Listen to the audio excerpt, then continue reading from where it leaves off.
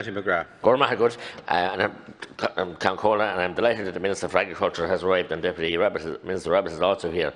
Minister O'Connell, you might answer also as well about the maths, because the damage that's doing to farmers and to people who want to sell from an economic point of view, but also the physical outlet, and the people can go. And obviously we're not available to do it online because many people aren't adapted to that, but we have no broadband in many parts, and several maths crashed yesterday, and the price of cattle fell to the floor. You might also answer me, Minister, what's going on with the coursing?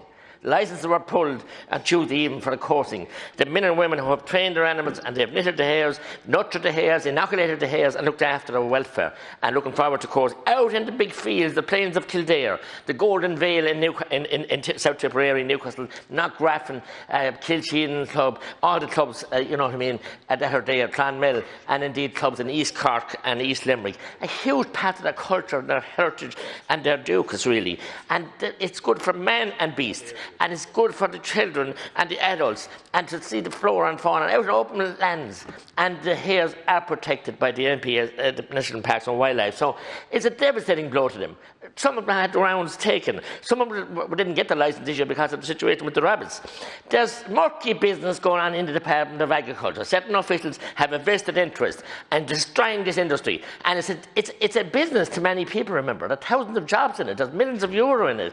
And this must be sorted out. And I appeal to you to allow this go ahead. It's out in the safe social, this out in the where we should all Muffin Square, out in the fields, and that's all as we can go. We can't go on the roads past 5 miles. So please, Minister, that you're here.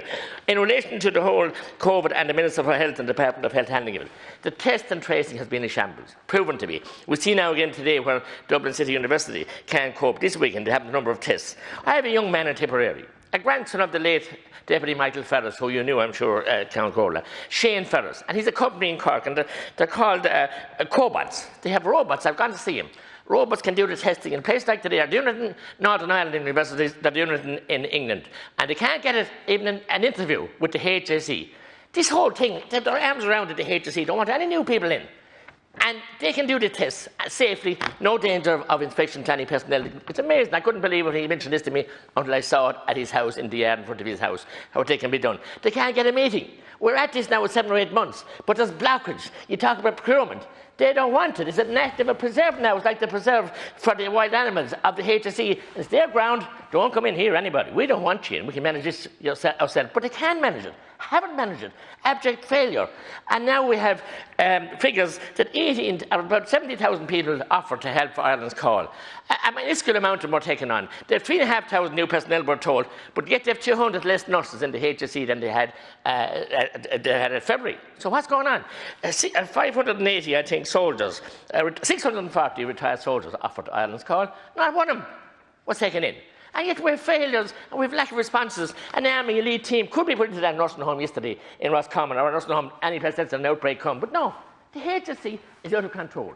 Former Taoiseach Ahern and former Taoiseach Cowan, and I can bad record saying this, told me they were disbanding the HSE because it couldn't be managed. Instead of that, we're giving it $1 billion every year on top of $1 billion, on top of every year at the last 7 or 8 years, and now we're giving them 3.6 billion more. You can give them 20 billion more. They can't manage. They're not able to manage, full stop. So there's something seriously wrong there. As I said, Minister, we have mental health beds, and Minister Butler's gone. I hope she's listening. We don't have a single health bed in Tipperary, and money has been put into Old St. Michael's now, and converting it. 2 million actually spent, but we can't have a mental patient in there. Neighbour of mine ended his own life only at the weekend in Midbury tomorrow. It's so sad. A young man with 3 young children, and it's happening every day, day in, day out. St. Bridget's Hospital in Carrick-on-Shore, a wonderful institution. Hospice beds in there, 3 of them, fundraised by the community, but I'm in there. Taken over for COVID, empty, lights off in it, and you won't give it back even on a limited basis.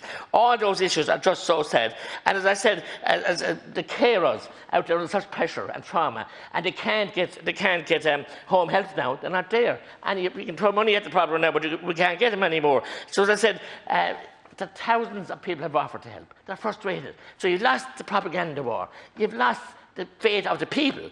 And we are supposed to lead the people, but you can't lead them with inept institutions. And NEFIT has been mentioned. Yes, certainly, there are professional people in there, but they need to be revamped. What's wrong?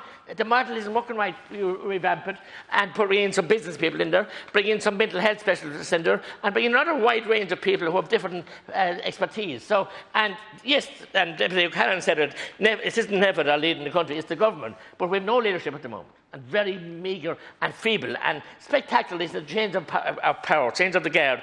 The Taoiseach and the Minister for Health have dropped the ball spectacularly, and that's sad, because the people answered the call. The community Gardaí, I mentioned them again, Sergeant Maloney here and Garda Old Glavin, and the G8 clubs, the women's clubs, the different organisations, they got together, set up helplines, and they do it again if they have to. That's the nature of the Irish people, the male spirit. But no, you've been all confused, and now the draconian legislation. You're depressing the people, and you're leading them into the darker winter. We're going to get old time now this weekend, but it's old time that you got things sorted out.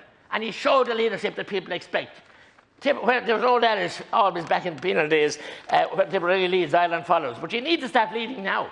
And you need to start showing people a hope, a vision, and a roadmap for the future. They can, and listen, cool it on the media, turn off RTE, because we don't want to be bombarded all the time with bad news, negative. Put on a few light-hearted shows and a few comedians or something. Give us a bit of hope and allow the people to go back to church to pray, for God's sake. I mean, prayer is a solace for all of us, and we all believe, or many of us believe in God anyway, thankfully, and it's important that you allow people to have that. And don't be threatening to lock up the priests if they go out to do a public mass. That happened in the penal times. We have a mass rock where we have mass every year in Newcastle, remembering what happened in penal days. We're back. Penal, £2,500 for a priest, or 6 months in jail if he goes out to say a public mass. Say it online. What could I say it online if the people can't get it, receive it in their homes, if they can't get broadband, or if they have the facilities or the tools of the trade to do that? So a lot of things wrong here, but certainly we need a HSE and a team there that's fit for purpose. And sadly, ours is not. Good. Thank you.